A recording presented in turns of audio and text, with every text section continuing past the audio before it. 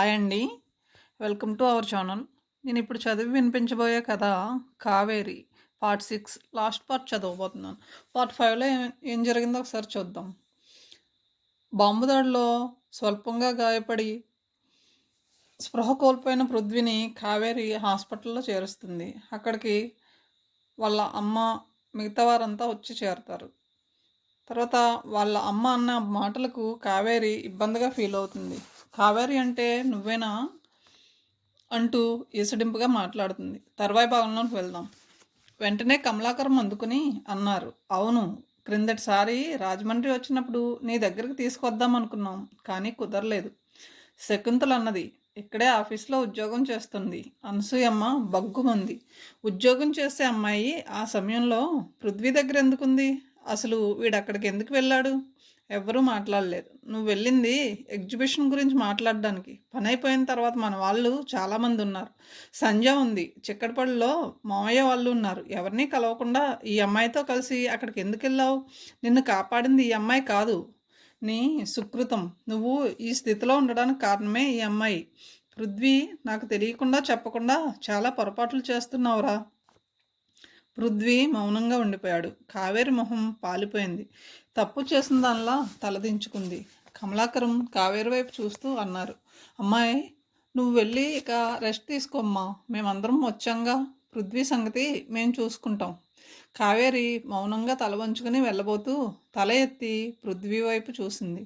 పృథ్వీ కావేరి వైపు చూస్తూ అన్నాడు, కావేరి గారు, మళ్ళీ కలుద్దాం. అనసూయమ్మ తల తిప్పుకొని పృథ్వీ నుదుటి మీద చేయి వేసి ఉండిపోయింది. కావేరితో పాటు బయటకు వచ్చిన కమలాకరం అన్నారు, కావేరి, ఆవిడ మాటలు మనసులో పెట్టుకోకు. పెద్దవాడు కదా, కన్న తల్లి. నీ మీద కోపం కాదు, కొడుకుని ఆ పరిస్థితిలో చూసేసరికి తట్టుకోలేక అంతే. అర్థమైంది అంకుల్. ఆ పరిస్థితిలో నేనైనా అలానే మాట్లాడి ఉండేదాన్ని. తల్లి హృదయం అర్థం చేసుకోగలను. కావేరి అంటుండగానే కమలాకరం కూతురు సంధ్య, ఆమె భర్త ఆందోళనగా ఎదురొచ్చారు. సంధ్య వాళ్ళు ఉండేది కావేరి ఉండే అపార్ట్మెంట్స్లోనే. కావేరి, ఉంటాను అంకుల్ అని ముందుకు కదిలింది. వెనక నుండి శకుంతల పిలిచింది, కావేరి, నీ హ్యాండ్ బ్యాగ్. కావేరి మళ్ళీ వెనక్కి వచ్చి ఆమె ఇచ్చిన హ్యాండ్ బ్యాగ్ తీసుకుంటూ కనుకొలకుల్లోంచి పృథ్వీ వైపు చూసింది. పృథ్వీ కళ్ళు కూడా ఆరాటంగా కావేరి వైపే చూస్తున్నాయి. ఇంతలో సంధ్య వాళ్ళు అడ్డు రావడంతో కావేరి కదిలి ముందుకు నడిచింది. పొడవుగా ఉన్న హాస్పిటల్ కారిడార్లో నడుస్తూ ఉంటే కావేరి మనసుకెందుకో ముళ్ళు గుచ్చుకున్నట్లు అనిపిస్తుంది. పృథ్వీ పరిస్థితి కంటే అతని తల్లి మాటలే మనసు మీద ఎక్కువ ప్రభావం చూపిస్తున్నాయి. ఆమె అన్నది నిజమేనేమో. తను అతన్ని కలిసి అక్కడికి వెళ్ళకపోయి ఉంటే పృథ్వీకి పరిస్థితి వచ్చేది కాదేమో. అసలు పృథ్వీ రమ్మనగానే ఆఫీస్లో వర్క్ కూడా పెండింగ్ పెట్టి తను అలా పరిగెత్తుకు వెళ్ళాలా? ఇంటికి వెళ్ళి మేకప్ అయి మరీ వెళ్ళాలా? ఎందుకు తను అలాంటి ఆకర్షణకు లోనయ్యింది? తన విజ్ఞత ఏమైంది? అతని పరిచయం నర్సరీ వరకే. తనే అనవసరంగా కంటిన్యూ చేసిందేమో. అతిగా ప్రవర్తించి అబాసు పాలవడం అంటే ఇదేనేమో.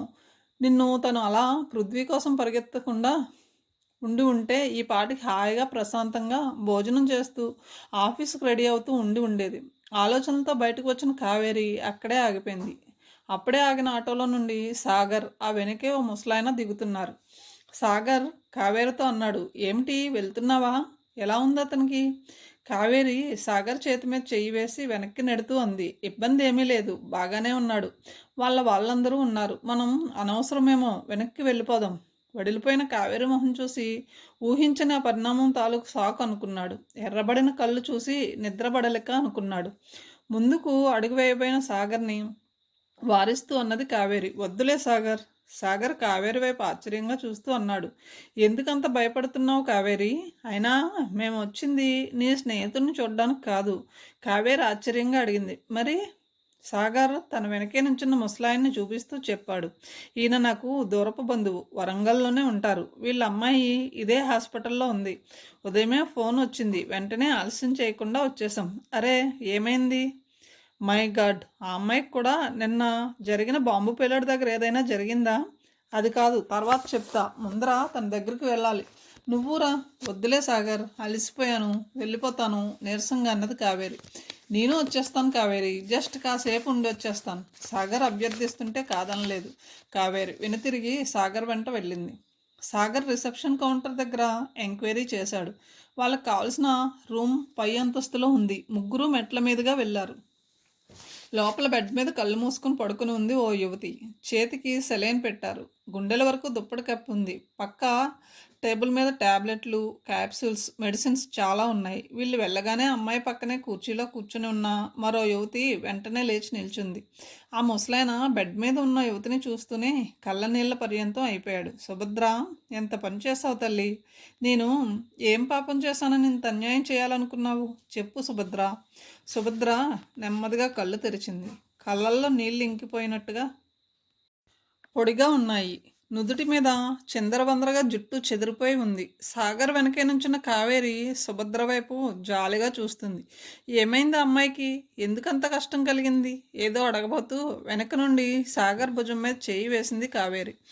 అప్పుడు అన్నాడు సాగర్, సుభద్ర, పెళ్ళి కాకపోతే దానికి పరిష్కారం ఆత్మహత్యేనా? అసలు నువ్వు చదువుకున్న దానివేనా? ఇంత సిల్లీగా బిహేవ్ చేస్తావు అనుకోలేదు. నాకైతే నీ మీద జాలి వేయడం లేదు, సిగ్గుగా అనిపిస్తుంది. సాగర్ గొంతు కఠినంగా ఉంది. పెళ్ళి కాకపోతే ఏమైందని? బతికే లేదా? మీ నాన్న చూడు ఎంత కుమిలిపోతున్నాడో. కావేరి షాక్ కొట్టిందల్లా తుల్లిపడి సాగర్ భుజం మీద నుండి చేయి తీసి 2 అడుగులు వెనక్కి వేసింది. ఏదో తెలియని భయం వెన్నులో జరజరా పాకింది. సుభద్ర వైపు కళ్ళు ఆర్పకుండా చూసింది. అంతసేపు నిశ్శబ్దంగా ఉండిపోయిన సుభద్ర కళ్ళ నుండి ఒక్కసారిగా కన్నీళ్లు ధారాపాతంగా కారాయి. వెక్కిళ్ళు పెడుతూ ఉండిపోయింది. పక్కనే ఉన్న సుభద్ర రూమ్మేట్ చెప్పింది, సుభద్ర అంత పిరికిది కాదు. నాకు తెలిసి డిప్రెస్డ్గా నా దగ్గర ఎప్పుడూ ప్రవర్తించలేదు కూడా. వయసు దాటిపోతుంది, పెళ్ళి ఇంకా అవడం లేదని అప్పుడప్పుడు కొంచెం బాధపడేది. ఎప్పుడైనా మూడీగా ఉండేది. ఆఫీస్లో కూడా బెస్ట్ ఎంప్లాయీగా అందరి మన్ననలు పొందింది. మా వర్కింగ్ ఉమెన్స్ హాస్టల్లో అందరితోనూ కలివిడిగా సరదాగా ఉండేది. ఇలా జరుగుతుందని నేను కల్లో కూడా ఊహించలేకపోతున్నాను. సాగర్ అడిగాడు, ఎప్పుడు జరిగింది? నిన్న సాయంత్రం మా కొలీగ్ రేవతి సీమంతం అందరినీ పిలిచింది. మేమిద్దరం కూడా వెళ్ళడానికి ప్రిపేర్ అయ్యాం.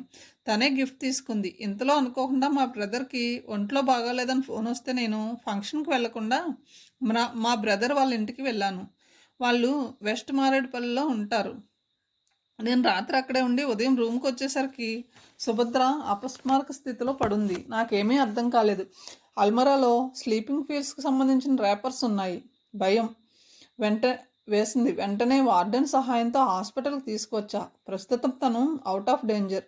భయం లేదని డాక్టర్ చెప్పిన తర్వాత మీకు ఫోన్ చేసి తర్వాత రేవతికి ఫోన్ చేసి జరిగింది చెప్పాను. రేవతి చెప్పిన దాన్ని బట్టి ఫంక్షన్లో ఎవరో పాతకాలం వాళ్ళు చేదస్తులు అన్న మాటలు సుభద్రని హర్ట్ చేసినట్లున్నాయి. రాత్రి ఒంటరిగా ఉండడం, మనసు గాయపడడం, బాగా డిప్రెస్ అయ్యి ఈ పని చేసినట్లుంది. సాగర్ కోపంగా సుభద్ర వైపు చూశాడు. సుభద్ర కళ్ళు తిప్పుకొని పక్కకి చూస్తూ ఉండిపోయింది. సుభద్ర తండ్రి భుజం మీద కండువాతో కళ్ళు ఒత్తుకుంటూ అన్నాడు, తల్లి లేని పిల్ల. చదువుకులు ముందే మెడలు వంచి పుస్తె కట్టిస్తే హాయిగా ఉండేది. అప్పుడేమో చదువు అంది, తర్వాత ఉద్యోగం అంది. ఇప్పుడేమో ఇలాంటి పిచ్చి పనులు. జరగకూడదు ఏదైనా జరిగితే నా గత ఏమిటి? నొయ్యో గొయ్యో చూసుకోవడమే కదా. సాగర్ ఆవేశంగా వెనుతిరిగి దూరంగా నిలబడిన కావేరి చేయిపుచ్చుకుని విసురుగా ముందుకు లాగి సుభద్ర బెడ్ వైపు తోస్తూ అన్నాడు, చూడు, ఈ అమ్మాయి కూడా బాగా చదువుకున్నదే, ఉద్యోగం చేస్తున్నదే, తనకి పెళ్లి కాలేదు. కావేరి ఆ హఠాత్ పరిణామానికి బెత్తరపోయి సుభద్ర వైపు చూసింది. కానీ నీలాగా పిరికిగా ఆత్మహత్యకి పాల్పడలేదు. ఏం, పెళ్లి కాకపోతే బతకలేవా?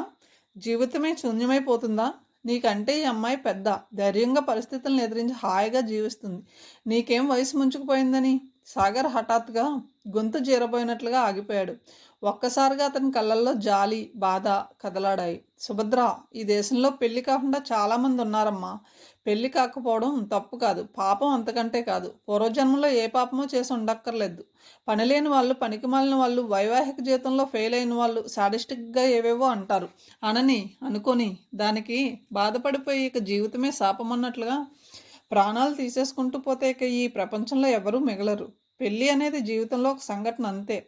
ఆ సంఘటన జరగకపోయినా అందమైన అద్భుతమైన జీవితం మనకు చాలా ఉంది. భగవంతుడు మనకు ప్రసాదించిన ఇంత అపురూపమైన జీవితాన్ని ఇంత చిన్న విషయం కోసం అంతమొందించుకోవడం అవివేకమే కాదు, అసలైన మహాపాపం. సాగర్ ఆగిపోయాడు. కావేరే అతని చేయి వదిలించుకుని సుభద్ర వైపు చూస్తూ అంది, అయిపోయిందేదో అయిపోయింది, మర్చిపోండి. ఆనందం, సంతోషంతో పాటు జాలి, సానుభూతి కూడా భరించడం అలవాటు చేసుకోండి. ఫీలింగ్స్ని విడదీసి చూడొద్దు, అన్నిటినీ ఒకేలా స్వీకరించండి. నేను చేస్తున్నది అదే. నేను బాధపడుతూ ఉంటాను, కానీ వాటికి విలువ ఇవ్వను, ఎందుకంటే అంతకంటే విలువైన ఆనంద క్షణాలు నా చేతుల్లో ఉన్నాయి కనుక. సుభద్ర నెమ్మదిగా గొనికింది. I am sorry. సాగర్ దీర్ఘంగా నిట్టూర్చి అక్కడే ఉన్న కుర్చీలో కూలబడిపోయాడు. ఓ పావుగంట తర్వాత సాగర్, కావేరి బయలుదేరారు. సాగర్ వెళ్ళేటప్పుడు సుభద్రకి, పెద్దాయనకి ధైర్యం చెప్పి బయలుదేరాడు. కావేరి సాగర్ని ఇంటికి పిలిచింది, కానీ సాగర్ సున్నితంగానే తిరస్కరించాడు. ఇప్పుడు కాదు, గీత వెయిట్ చేస్తూ ఉంటుంది అన్నాడు. అతను వెళ్ళగానే కావేరి ఆటో ఎక్కింది. కావేరి మర్నాడు ఆఫీస్కి వెళ్ళిన తర్వాత పృథ్వీ చాలాసార్లు గుర్తుకొచ్చాడు. వద్దు అనుకుంటూనే ఉంది, కానీ మనసు ఒప్పుకోలేదు. స్నేహితుడిని పరామర్శించడం తప్పు కాదని సమర్థించుకుంది. అందుకే బ్యాగ్లో నుండి మొబైల్ తీస్తూ ఉండగానే అదే రింగ్ అయింది. పృథ్వీ చేస్తున్నాడు. అంతసేపు డోలాయమానంగా ఉగిసలాడిన మనసు కుదుట పడినట్లయింది. హలో, ఎలా ఉన్నారు అడిగింది.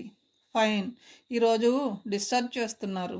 సాయంత్రం మీరు ఆఫీస్ నుండి ఇంటికి వచ్చేసరికి మీ ఇంట్లో ఉంటాను. అదేంటి కంగారుగా అడిగింది. ఐ మీన్ మీ అపార్ట్మెంట్లోనే మా కజిన్ సంజ వాళ్ళ ఇంటికి వస్తున్నాం. రేపు సాయంత్రం ట్రైన్ రిజర్వేషన్ అయింది. ఎందుకో కావేరి మనసు ఒక్కసారిగా చెప్పలేని ఆనందానికి గురైంది. మీకు ఏమీ కానందుకు ఆ దేవుడికి ధన్యవాదాలు చెప్పడానికి సాయంత్రం గుడికి వెళ్దామనుకున్నాను. అయితే ఆ ప్రోగ్రాం రేపటికి పోస్ట్పోన్ చేసుకుంటాను. పృథ్వీ సాయంత్రం మీతో మాట్లాడాలి. వద్దు అనొద్దు ప్లీజ్ అన్నాడు. దేని గురించి? అది మా వాళ్ళు చెప్తారు. ఫోన్ కట్ చేశాడు పృథ్వీ. కావేరి మనసులో ఏదో సందేహం తొలుస్తూనే ఉంది. వాళ్ళు ఏం అడగబోతున్నారు, ఏం ప్రపోజ్ చేయబోతున్నారు? మనసులో కొంత అర్థమైనట్టు అవనట్లుగా ఉంది. ఒకవేళ తను ఊహించినట్లు పెళ్లి ప్రపోజల్ అయితే తన అభిప్రాయాలు కూడా నిర్మోహమాటంగా చెప్పాలి. చూద్దాం. అదేమిటో తెలియకుండా తను తొందరపడ్డం ఎందుకు? కాసేపు ఆలోచించి తర్వాత పనిలో మునిగిపోయింది. సాయంత్రం ఇంటికి వెళ్ళి వెంటనే స్నానం చేసి ఫ్రెషప్ అయ్యి టీ కలపబోతుండగా మొబైల్ మ్రోగింది. అమ్మాయి, కావేరి, నేను కమలాకరాన్ని. ఎక్కడున్నావు? ఇంటికి వచ్చేసావా? వచ్చాను అంకుల్, టీ తాగబోతున్నా. ఆపే ముందర ఆ ప్రయత్నం ఆపి ఒక మాట చెప్పు. మమ్మల్ని నీ ఫ్లాట్కి వచ్చి నీ దగ్గర ఉన్న 1/2 లీటర్ పాలతో అందరికీ టీ సర్దుకోమంటావా? నువ్వే మా సంజ వాళ్ళ ఫ్లాట్కి వచ్చి అందరితో కలిసి సర్దుకుపోతావా? నవ్వి అంది. నేనే వస్తాను uncle. Very good, welcome. Kaveri కట్టుకున్న చీర వైపు చూసుకుంది. లేత ఆకుపచ్చ కాటన్ సారీ బాగానే ఉంది. ఫ్రిడ్జ్లో ఉన్న పూలు తీసి తలలో పెట్టుకుంది. నుదుట పాలభాగంలో ఉన్న బొట్టు బిళ్ళ తీసి కనుబొమ్మల మధ్యన దోసగింజ బొట్టు పెట్టుకుంది. ఆ మోడల్ తన ముఖానికి చాలా బాగుంటుందని కావేరికి తెలుసు. వెళ్ళబోతూ ఎందుకో ఒకసారి దేవుడి గుడి వైపు చూసింది. ఈ మధ్యన అపార్ట్మెంట్ సెల్లార్లో జరిగిన భజన తర్వాత ప్రసాదంతో పాటు అయ్యప్ప స్వామి పటాలు కూడా అందరికీ ఇచ్చారు. దేవుడి గుడిలో ముందుకు ఎదురుగా ఉన్న అయ్యప్ప స్వామికి కళ్ళు మూసి దండం పెట్టుకుంది. తర్వాత డోర్ లాక్ చేసి పై అంతస్తు వైపు నడిచింది. రా అమ్మాయి. కావేరి రాగానే నవ్వుతూ ఆహ్వానించారు కమలాకరం. కావేరి లోపలికి అడుగుపెట్టింది. లోపల కమలాకరం, ఆయన భార్య శకుంతల, కూతురు సంధ్య, మనవరాలు మానస అంతా ఆమె కోసమే ఎదురు చూస్తున్నట్లుగా సోఫాలో కూర్చొని ఉన్నారు. అల్లుడు ఆఫీస్కి వెళ్ళినట్లున్నాడు. కావేరి వచ్చిందని తెలియగానే లోపల నుండి పృథ్వీ, ఆ వెనకే అతని తల్లి అనసూయమ్మ వచ్చారు. పృథ్వీ పైజామా పింక్ కలర్ టీషర్ట్లో ఉన్నాడు. ఎడమ చేతికి బ్యాండేజ్, నుదుట చిన్ని ప్లాస్టర్ ఉన్నాయి. కావేరిని చూడగానే హాయ్ అని పలకరింపుగా నవ్వాడు. ఎందుకో కావేరికి మనసు చెమర్చింది. అదే కళ్ళల్లోకి కొనసాగి కళ్ళు తడయ్యాయి. ఆ భావన స్నేహం కంటే అతీతమైంది. కూర్చో కావేరి, నిల్చునే ఉన్నావు అంటూ సోఫా చూపిస్తూ శకుంతల అంది. కావేరి కూర్చోగానే పృథ్వీ వచ్చి ఎదురుగా ఈజీ చైర్లో కూర్చున్నాడు. కమలాకరం సంధ్యను ఉద్దేశించి అన్నాడు. సంధ్య, కావేరి టీ తాగబోయేదల్లా ఆగిపోయి మనతో షేర్ చేసుకోవడానికి వచ్చింది. ముందు ఆ పని చూడు. తర్వాత కావేరి వైపు చూస్తూ అన్నారు. ఏమ్మా, మాకంటే నువ్వు బాగా అలసిపోయి ఉంటావు. అలసట తీరిందా? మా పృథ్వీకి సంబంధించిన షాక్లో నిన్ను పరామర్శించడం కూడా మర్చిపోయాం. నిజానికి నీ మోచేయి కూడా కొట్టుకుపోయి గాయమైంది. నిజంగా సంఘటనలో మీరు బతికి బట్టగట్టారంటే మా ఇలవేల్పు చాముండేశ్వరిదేవి కృపే. మొన్న జరిగిన సంఘటనలు, దృశ్యాలు టీవీలో చూస్తుంటే గుండెలు ఎదిరిపోతున్నాయి. కావేరి చిన్నగా నవ్వి ఊరుకుంది. ఈలోపు సంజ టీ కలిపి అందరికీ తెచ్చిచ్చింది. కమలాకరం టీ షిఫ్ట్ చేసి కావేరి వైపు చూస్తూ అన్నారు. కావేరి, సూటిగా నిన్ను ఒక ప్రశ్న అడుగుతున్నా. బహుశా ఈ పాటకి నీకు అర్థమయ్యే ఉంటుంది. నువ్వు తెలివైన దానివి. నీ అభిప్రాయం ఎలాంటిదైనా సరే నిస్సంకోచంగా చెప్పు. మేమేమీ అనుకోం. ఇది మా ప్రపోజల్ మాత్రమే. కావేరి కళ్ళు వాల్చి తల వంచుకుంది. అందరూ నిశ్శబ్దంగా కావేరి వైపు చూస్తున్నారు. ఒక్కసారిగా గంభీరమైన ప్రశాంతత నెలకొంది ఆ హాల్లో. కమలాకరం స్పష్టంగా అడిగేశారు. మా పృథ్వీపతిని పెళ్లి చేసుకోవడం నీకు ఇష్టమేనా? కావేరి ఉలిక్కిపడి పృథ్వీ వైపు చూసింది. మనసు లయ తప్పినట్లయింది. బుగ్గల్లోకి వెచ్చటి రక్తం సర్రున దూసుకొచ్చింది. కమలాకరం పృథ్వీ వైపు చూస్తూ అన్నారు. పృథ్వీ, నువ్వు గదిలోకి వెళ్ళు. పృథ్వీ వెంటనే లేచి గదిలోకి వెళ్ళి కంప్యూటర్ ముందు కూర్చుని ఆన్ చేసి చూస్తూ ఉండిపోయాడు. కానీ అతని చెవులు హాలు వైపే కేంద్రీకరించాడు. కమలాకరం కొనసాగిస్తూ అన్నారు. ఈ మాట మా అందరిదే కాదు, గోవిందాచార్యులు గారిది కూడా. కొత్త విషయం వింటున్నట్లు కావేరి ఆశ్చర్యంగా తలెత్తి చూసింది. అవునమ్మా, మీ ఊరి వేణుగోపాలస్వామి ఆలయ అర్చకులు గోవిందాచార్యులు గారిది మా కోనసీమే. ఆయన తండ్రి గారు పేరొందిన ఘనాపాటి. గోవిందాచార్యులు గారు నీ గురించి మా దగ్గర ఎప్పుడో ప్రస్తావించారు, కానీ అప్పట్లో మేము పెద్దగా పట్టించుకోలేదు. కానీ తర్వాత నువ్వు మా రాజమండ్రి వచ్చి వెళ్ళిన తర్వాత తెలిసింది. అప్పుడు ఆయన చెప్పిన సంబంధం నీ గురించేనని. ఇక ఆలోచించడానికి ఏముంది? మేమందరం పూర్తిగా నిన్ను మా పృథ్వీకి చేసుకోవడానికి మనస్ఫూర్తిగా ఇష్టపడుతున్నాం. అలాగని అభిప్రాయం కూడా లెక్కలోకి తీసుకోకుండా ఊరుకోం. మొహమాటం లేదు, బలవంతం లేదు. ఎందుకంటే ఇది వివాహం. నువ్వు ఆలోచించి ఇష్టపడితేనే వివాహం. అవునంటే మీ వాళ్ళతో నేను మాట్లాడతాను. ఏమంటావు? కావేరి వెంటనే మాట్లాడలేదు. మౌనంగానే ఉండిపోయింది. శకుంతల అంది. మేము ఇంతమంది ఉన్నాం, నువ్వు ఒక్కదానివి. ఈక్వేషన్ సరిపోవడం లేదు కావేరి. నువ్వు ఇంటికి వెళ్ళి తీరిగ్గా ఆలోచించే చెప్పు. కావేరి తలెత్తి నెమ్మదిగా అంది. నన్ను చేసుకోవడానికి మీ ఇంట్లో ప్రతి ఒక్కరూ మనస్ఫూర్తిగా ఇష్టపడాలిగా. ఏ ఒక్కరూ అసంతృప్తితో ఆహ్వానించినా నేను భరించలేను. కావేరి మాటల్లోని భావం వెంటనే పసిగట్టింది అనసూయమ్మ. వెంటనే గుమ్మం దగ్గర నుండి యువతలకు వచ్చి కావేరి ఎదురుగా కూర్చుని అంది. కావేరి, నాకు వాడొక్కడే బిడ్డది దిక్కు. అందుకే కన్నతల్లిగా నా భయం, నా ఆందోళన, నా సెంటిమెంట్స్ నాకు ఉంటాయి. ఇన్నాళ్ళు వాడికి పెళ్లి కానందుకు పృథ్వీ సంగతేమో కానీ నేను ఎంత క్షోభపడిపోయానో తెలుసా? వాడిది అసలే సున్నిత మనస్తత్వం. మరి వాడికి వచ్చే భార్య ఎలా ఉంటుందోననే భయం. ఇంత లేటుగా పెళ్లి చేస్తుంటే అవతల వాళ్ళ దృష్టిలో చులకన అవుతామేమోననే వెరపు. వచ్చే అమ్మాయి మాలో కలిసిపోతుందా లేదా అనే ఆలోచనలు నన్ను నిరంతరం నిద్రపోనివ్వకుండా చేస్తూనే ఉన్నాయి. కావేరి, నువ్వు చెబితే నమ్మవు, కానీ ఈ మధ్యన నేనే మళ్ళీ పృథ్వీని పెళ్లి గురించి పోరు పెడుతుంటే వాడేం చేశాడో తెలుసా? వాడి డైరీ తీసుకొచ్చి నా చేతిలో పెట్టి వెళ్ళాడు. అదే తన సమాధానం అని. నేను పెద్దగా చదువుకోకపోయినా కొడుకు భావాలు, మనసులోని ఆలోచనలు అర్థం చేసుకోలేని అవివేకిని కాను. డైరీ చదివా. అప్పుడే కాదు, పృథ్వీ డైరీ చాలాసార్లు చదివా. ఎందుకంటే దానిలో పృథ్వీ ఏదైనా రాశాడు అంటే అది ఎక్కువగా మట్టి, ఎరువులు, మొక్కలు, పూలు, విత్తనాలు లేదా నర్సరీ మెయింటెనెన్స్ గురించే. కానీ తొలిసారిగా ఓ అమ్మాయి గురించి రాశాడు. ఆ అమ్మాయి నువ్వే. నీ గురించి నాకు అప్పుడే తెలిసింది. వాడి మనసును నువ్వెంతగా ఆకట్టుకున్నావో అప్పుడే అర్థమైంది. మొన్న జరిగిన సంఘటనలో నువ్వు లేకపోతే అక్కడికి వెళ్ళేవాడు కాదు. వెళ్ళడం వల్లనే అలా జరిగిందనే భావన నన్ను, నా మనసుని బాగా కలవరపరిచింది. అందుకే కఠినంగా మాట్లాడా. కానీ పృథ్వీ ఏమన్నాడో తెలుసా? నేను వెళ్ళడం వెళ్ళకపోవడం కాదు సమస్య. అలాంటి పరిస్థితిలో కూడా తన గురించి కాక నా గురించి ఆలోచించింది కావేరి. అప్పుడు అక్కడ కావేరి లేకపోతే ఇప్పుడు నేను ఉండేవాడిని కాదు అని నాకు నిజమే అనిపించింది.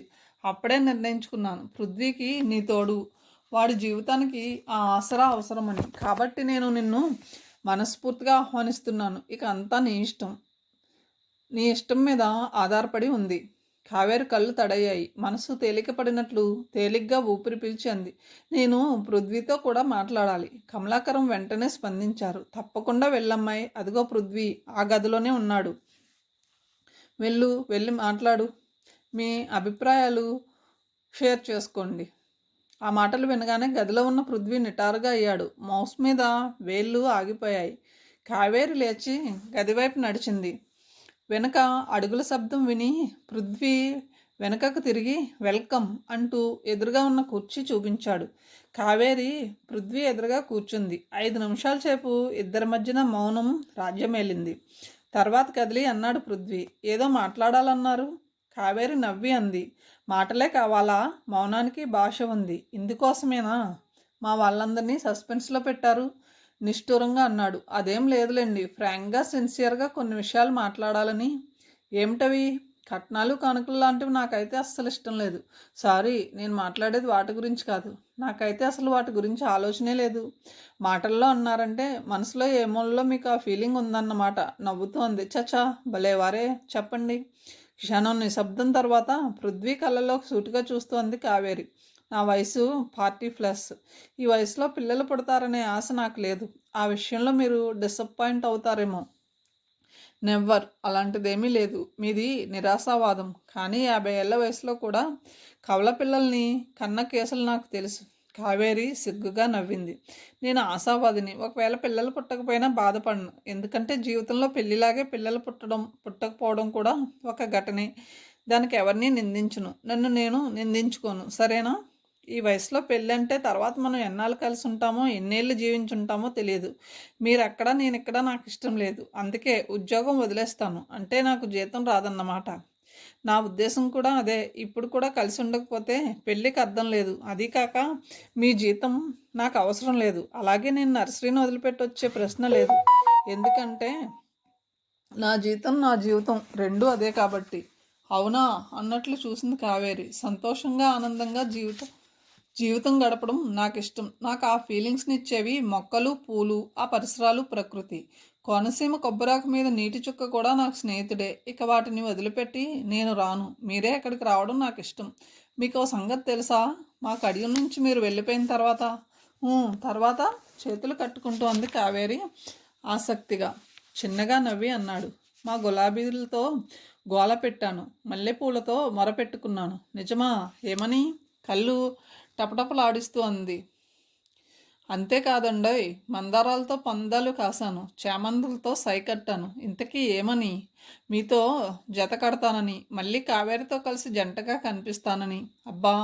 పక్కపక్క నవ్వింది కావేరి. కుర్చీలో నుండి లేచి పృథ్వీ పక్కగా వచ్చి మౌస్ మీద చేయి వేసింది. పృథ్వీ ఆసక్తిగా చూస్తున్నాడు. కావేరి నిల్చునే మౌస్ ఆపరేట్ చేస్తూ తనకు కావాల్సిన వెబ్ని సెట్ చేస్తూ అది ఓపెన్ అవ్వగానే అక్కడ ఆగిపోయింది. ఆ వెబ్ 40plus.com.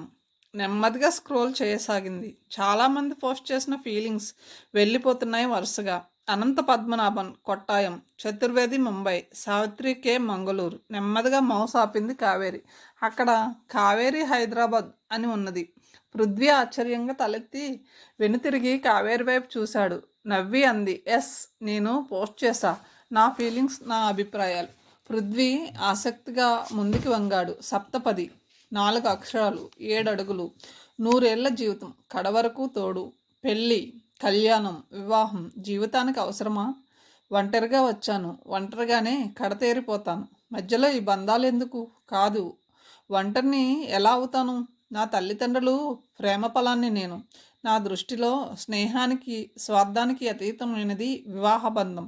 అగ్నిహోత్రం, వేదమంత్రం, పంచభూతాలు, అక్షతలు, ఆశీర్వచనాలు ఇవన్నీ ఈ బంధాన్ని బలోపేతం చేసి నాతి చరామి అని జీవితాంతం తోడుగా ఉంటాననే బాసట, భరోసాని కలిగించే అపురూపమైన బంధం అది. నాకు పెళ్ళైతే నా కాబోయే భర్త ఎలా ఉంటాడు? నాన్నలా సాత్వికుడా?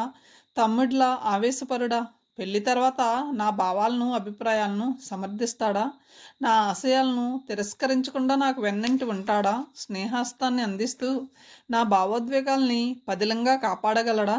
తండ్రిలా, స్నేహితుడిలా, భర్తలా బాధ్యతలు నెరవేరుస్తూ జీవితాంతం ఒకరికొకరం అనే భావనతో తోడుగా నిలిచే నా కలల రాకుమారుడు. బాలేదు. నా భర్త, నా మొగుడు, పోనీ నా పెనుముటి, అబ్బే, మా ఆయన, నో, మా శ్రీవారు, అబ్బో, నా బంధం, నా కొంగుముడి, కానే కాదు, నా తోడు, ఎస్, నా తోడు. ఎలా ఉండాలి? ఉదయమే ఉషోదయ వేళలో ఫిల్టర్ కాఫీ ఆస్వాదిస్తూ ట్రాన్సిస్టర్లో మ్యూజిక్ వింటూ కాఫీ బాగుంది కదూ అని నేనంటే, అవును డియర్, ఇంకో కప్పు కాఫీ తాగుదామా అని సిల్లీగా అనకుండా వాల్యూమ్ పెంచమంటావా అనగలిగితే బేష్. కళ్యాణి మోహన్లతో కనీస పరిచయం ఉంటే ఎంత బాగుండును. పోనీలే, ఈ వయసులో పెరట్లో కాలు జారి ఏ కాలో చేయో బెనికితే వెంటనే 2 చేతుల మీదన నన్ను మోసుకెళ్ళి ఇంట్లో పడేయగల బలం ఉంటే చాలు. అంటే నాకంటే చిన్నవాడై ఉండాలా?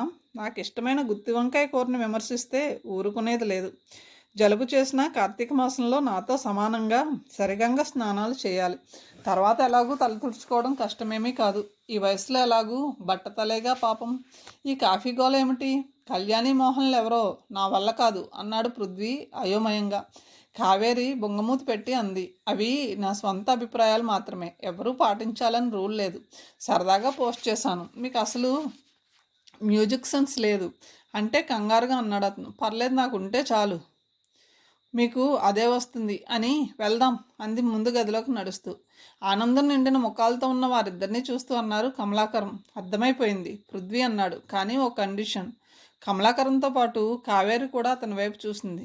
పెళ్ళి ఆర్భాటంగా వద్దు, అలాగని రిజిస్టర్ మ్యారేజీ కాదు. అర్థమైంది కమలాకరానికి. అలాగే, నీ ఇష్ట ప్రకారమే చేద్దాం. మన సత్యదేవుడు ఉన్నాడుగా అన్నవరం, దేవస్థానంలో చేద్దాం, ఏమంటారు? ఇద్దరూ తలూపారు. అయితే మీరే స్వయంగా అన్నవరం వెళ్ళి పెళ్ళికి రిజిస్టర్ చేయించుకోండి. ముందు నేను వెళ్ళి కావేరి వాళ్ళ తమ్ముడితో మాట్లాడి గోవిందాచార్యుల గారితో మంచి ముహూర్తం నిర్ణయించుకుని వస్తాను. ఈ లోపల పృథ్వీ కూడా కాస్త గాయాల నుండి కోలుకుంటాడు. వాళ్ళిద్దరి బలవంతం మీద కావేరి ఆ రాత్రి వాళ్ళతోనే భోజనం చేసింది. మర్నాడు ఆఫీస్కు సెలవు పెట్టి వరంగల్ వెళ్ళి వచ్చింది. విషయం తెలిసి సాగర్, గీత ఎంతో సంతోషించారు. పెళ్ళి సింపుల్గా అనుకున్నా పర్సనల్ పనులు చాలా మిగిలిపోయాయి అనుకుంటుండగా ఫోన్ రింగ్ అయింది. లేచి వెళ్ళి టీపాయ్ మీద ఉన్న మొబైల్ తీసుకుంది. పరిమళ నుండి వచ్చిన కాల్. మేడం చెప్పండి. అటు నుండి పరిమళ సంతోషం నిండిన స్వరంతో అంది. Kaveri, congrats. Thank you madam. తెలిసిందా? నువ్వు చెప్పకపోయినా నా నెట్వర్క్ నాకు ఉందిగా. సారీ మేడం, పనుల ఒత్తిడిలో. ఇట్స్ ఓకే, అర్థం చేసుకోగలను. చాలా ఆనందంగా ఫీల్ అవుతున్నాను. నిజానికి నా మనసు ఎంతో తృప్తిగా ఉంది. ఇంతలో ఈ న్యూస్ తెలిసింది. అన్నట్లు కావేరి, ఇప్పుడు నేను ఎక్కడి నుండి మాట్లాడుతున్నానో తెలుసా?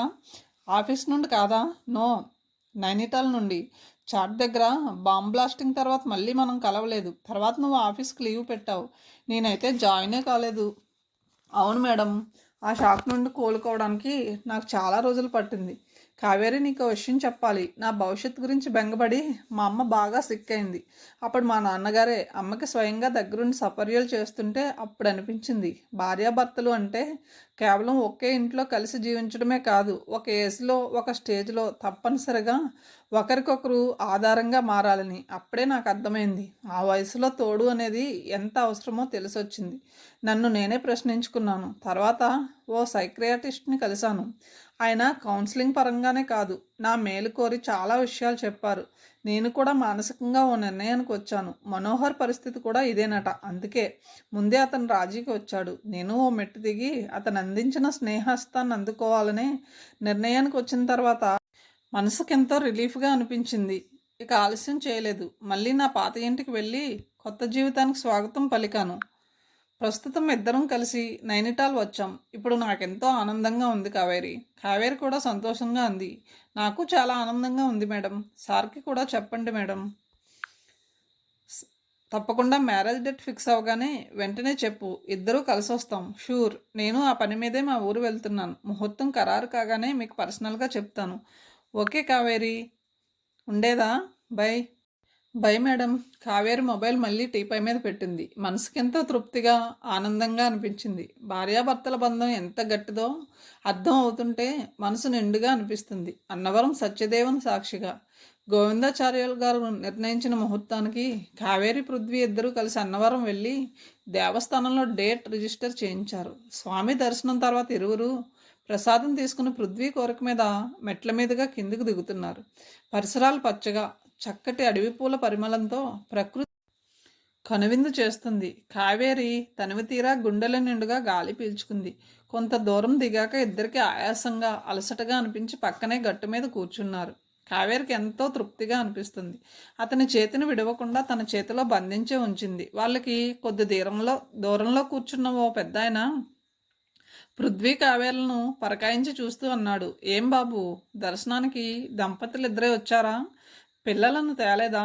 కావేరి ఒక్క క్షణం సిగ్గుతో పృథ్వీ భుజం మీద తలవాల్చింది. పృథ్వీ అప్రయత్నంగా కావేరి భుజం చుట్టూ చేయి వేసి ఆ పెద్దాయన వైపు చూస్తూ పెద్దగా పక్కపక్క నవ్వాడు. వెంటనే కావేరి కూడా అతని నవ్వులో శృతి కలిపింది. పెద్దాయనకి వాళ్ళు ఎందుకు నవ్వుతున్నారో అర్థం కాలేదు. అమాయకంగా చూశాడు. తర్వాత ఎందుకులేని బోసినోరు విప్పి వాళ్లతో తను నవ్వు కలిపాడు. కథ సమాప్తం అండి. తిరిగి మరొక మంచి కథతో కలుద్దాం. అంతవరకు సెలవు. Thank you.